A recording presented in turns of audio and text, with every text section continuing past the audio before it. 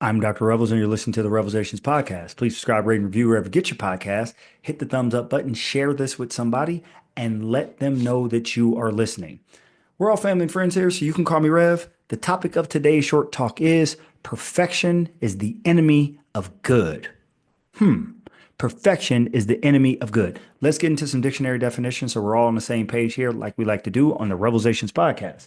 Perfection, it means having all the required or desirable elements, qualities, or characteristics as good as it is possible to be. Something cannot get better than this. It is perfect. It cannot get better than it is. And I said, perfection is the enemy of good. So we have perfect, cannot be better, having all required desired elements, qualities, or characteristics, as good as it can possibly be. Let's get to the definition of good. It is having all required qualities of a high standard. Doesn't mean that it can't get any better. Okay. It means to be desired or approved of. Like this is approved. This is good. I got it. It's maybe not perfect, but I got it. And the topic is perfection is the enemy of good. I heard this statement. Don't try to be happier than happy. And we had a verse about happiness and how happiness is where you are. And if we're always trying to pursue it, the sad pursuit of happiness, if we're always trying to pursue it, we will never get it. And I wanted to revisit that because I do believe oftentimes we're striving for perfection, but perfection is making us pass by so many good options. And if we think about it, how often do we actually reach perfection? Do we reach perfection in our profession? Do we reach perfection in our relationships? Do we reach perfection in our health and our fitness? Do we reach perfection in anything in our life? And we're often unhappy because we're pursuing perfection when if we look all around us, we're doing pretty good. Maybe our job isn't the best, it's not perfect, but it's going pretty well. Maybe our business isn't the best, but we're doing pretty good. Maybe our spouse isn't the best, but he or she is doing pretty good. They're doing great. They're doing well. They're not perfect, but neither are we. And what we oftentimes do is step over these good things that are leading to happiness, these things that are leading to contentment for something that is perfect. And perfection is very hard to obtain. Remember, something that can't get any better. Well, we can always see improvement in things. We can see improvement in our finances. We can see improvement in our lives in every way, shape, or form. And if we're always pursuing that, we're probably going to overlook how happy we can be where we are. So, perfection is the enemy of good. I'm not asking you to striving to be your best. But more than likely, your best will not be perfect. Your best will be good. It will be good. It will have all the required qualities. It will be of a high standard, but it won't be as good as it can possibly be. Things can always be better. We don't necessarily have the capabilities of making them better, but we are imperfect people. So why are we striving for perfection? And that leads to being happier than happy.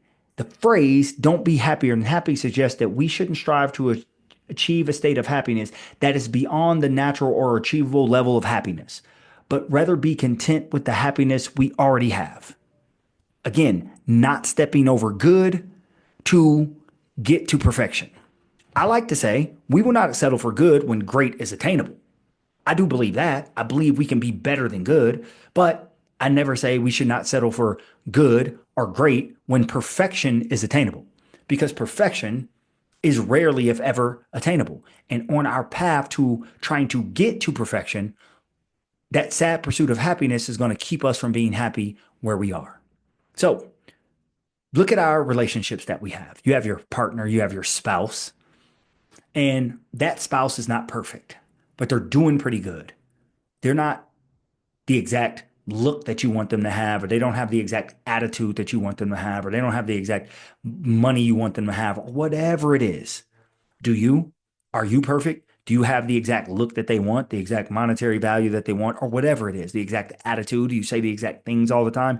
You are not perfect, and you would not want anybody to pass you up because you're not perfect, because you would say, I'm good, I'm great, I have a high standard. And they said, no, I don't want you. I'm looking for perfection. You would say, well, I don't think you're ever going to find that perfection, because no one is perfect. And remember, perfection is the enemy of good. Perfection will keep us from being happy with good things. Perfection will keep us being happy from great things if we're always searching it. So I would say, let's recalibrate how we think about things. Perfection, let's get it out of our mind. Greatness, we can obtain that. Greatness, we sustain that. We can do a lot of things in good and great. But perfection, we have to get it out of our mind. Do the best that we can. And the best that we can will be good. The best that we can will be great. As we begin and continue to strive for perfection, we are going to be missing out on so many things in our life that could actually make us happy while we're trying to be happier than happy. Imagine you land a job. This job is great. You are doing well, you're moving up, you're doing great, or you own a business, you're doing great. And oftentimes we say we can do better, and maybe we can, but we're pursuing that betterness without being happy where we are. And we're chasing perfection, and we're missing out on so many days and so many weeks and so many years of opportunity to be happy where we are because we're pursuing perfection. And perfection is something that we'll never obtain. So let's slow down, appreciate the goodness, appreciate the greatness that we have, and don't strive to be happier than happy. Once you like something, just like it. You don't try to have to improve it. Just like it. Just bask in it. Just enjoy it. I think what's happening to us is we become unsatisfied. We live in this world of everything has to improve. We got to do bigger and better. And we're on this hamster wheel. We're in this rat race to nowhere. But instead, if we can just sit back and say, you know what? I like this job. I like this career. I like this business I own. I like this person I'm with. I like this gym I go to. I like this physique that I have. I'm going to be happy with it. I'm not going to strive for perfection because I'm never going to get it. I'm going to strive to be the best I can be, and I can improve, but I'm not going to be so concentrated on perfection that I'm not happy with the good or the great that I have. What do you think? How does this work in your life?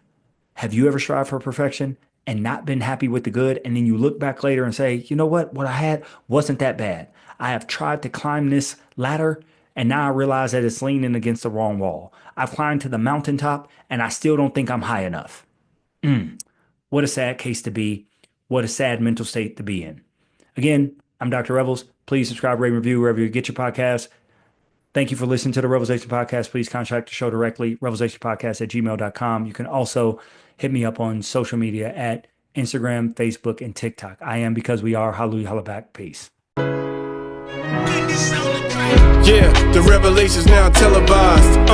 A platform for you and I. And now look with full heart and clear eyes. Now, these are just my thoughts. Truth on how I feel on these topics I reveal. Please know my toll, I always keep it real. Can't face the word if you can't face facts. For your time, just open up your mind. That's it, just live, think big, now take that. With God in me, this here was made by design. Yeah, the revelation will be televised.